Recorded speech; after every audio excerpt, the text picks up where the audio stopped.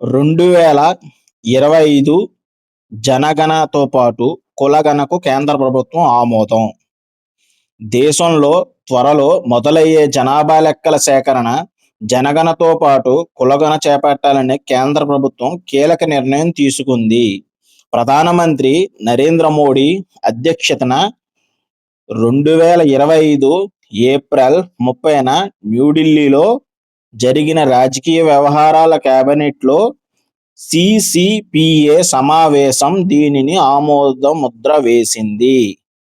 కులగణన అంటే ఏమిటి? కులగణన అంటే జనాభా ఆధారిత సర్వే. కులగణన అంటే ఏమిటి? ఇది ఒక ప్రాంతంలోని, దేశంలోని కులాల కూర్పుపై డేటాను సేకరిస్తుంది. కులగణనలో ఏమి ఉంటాయి? ఇందులో కులాల సమూహాల పంపిణీ, వారి సామాజిక ఆర్థిక పరిస్థితులు, విద్యాస్థితి సంబంధించిన వివరాలు ఉంటాయి. కులగణన ప్రక్రియలో ఏమి సేకరిస్తారు? సాధారణ పౌరుల డేటాతో పాటు వారి కుటుంబ సమాచారాన్ని కూడా సేకరిస్తారు. కులగణన డేటా దీనివల్ల ప్రభుత్వానికి ఎటువంటి ప్రయోజనం కల్పిస్తుంది? ప్రభుత్వ ఉపాధి, సంక్షేమ పథకాలు అందుబాటులో ఉన్నాయా లేవా వంటి అంశాలు, కులాల సామాజిక ఆర్థిక స్థితిగతులు, ప్రాతినిధ్యం అంచనా వేయడానికి ప్రభుత్వానికి డేటా వీలు కల్పిస్తుంది. కులగణన ప్రభుత్వానికి ఏ విధంగా ఉపయోగపడుతుంది? ప్రభుత్వ కార్యక్రమాల ద్వారా ఏ వర్గాలు లబ్ధి పొందాయి, ఏవి అట్టడుగున ఉన్నాయి గుర్తించడానికి ఇది సహాయపడుతుంది.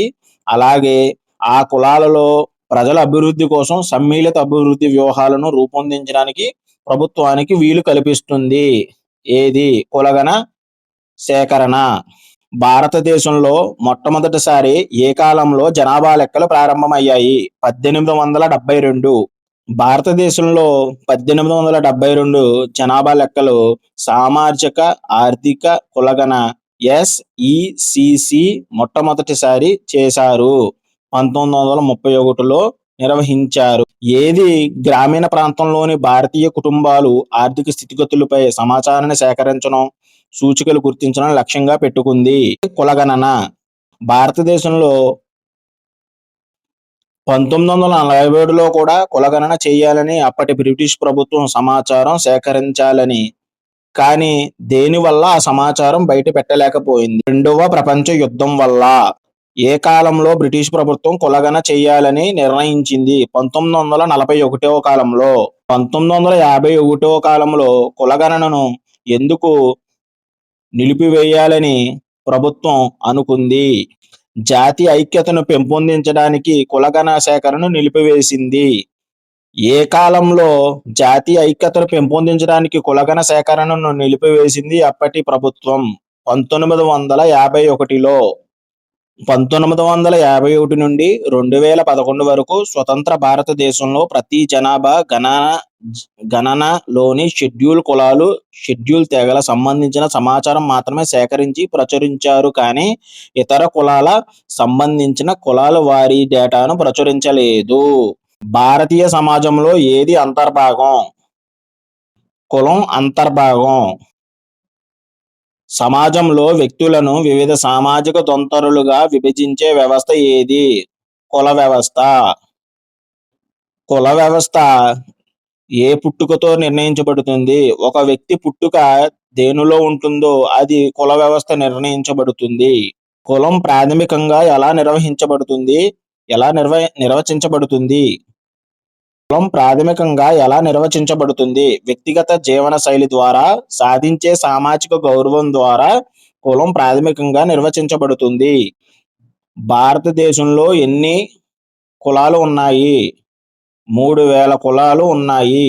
భారతదేశంలో ఎన్ని ఉపకులాలు ఉన్నాయి? 25,000 ఉపకులాలు ఉన్నాయి. నేషనల్ శాంపిల్ సర్వే 2011-12 లెక్కల ప్రకారం ఎవరు వెనుకబడి ఉన్నారని తెలుస్తుంది? బీసీ, ఎస్సీ, ఎస్టీలు చాలా వెనుకబడి ఉన్నారని తెలుస్తుంది.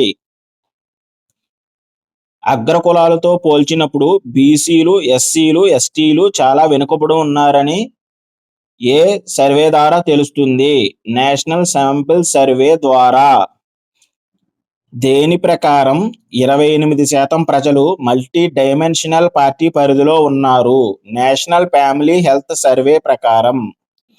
నేషనల్ ఫ్యామిలీ హెల్త్ సర్వే 2016-17 ప్రకారం ఏ పరిధిలో ఉన్నారు ప్రజలు?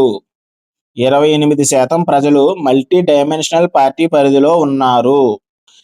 నేషనల్ ఫ్యామిలీ హెల్త్ సర్వే 2016-17 ప్రకారం దేశంలో 28% ప్రజలు మల్టీ డైమెన్షనల్ పార్టీ పరిధిలో ఉన్నారు.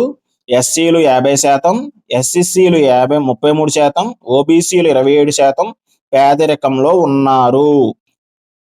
నేషనల్ శాంపిల్ సర్వే 2017-18 ప్రకారం విద్యారంగంలో ఎస్సీటీలు 3%, ఎస్సీసీలు 4%, ఓబీసీలు 6%, జనరల్ కేటగిరీ 12%, గ్రాడ్యుయేట్లు, పోస్ట్ గ్రాడ్యుయేట్లు జనరల్ కేటగిరీలో 3%, ఓబీసీలో 1% మాత్రమే ఉన్నారు.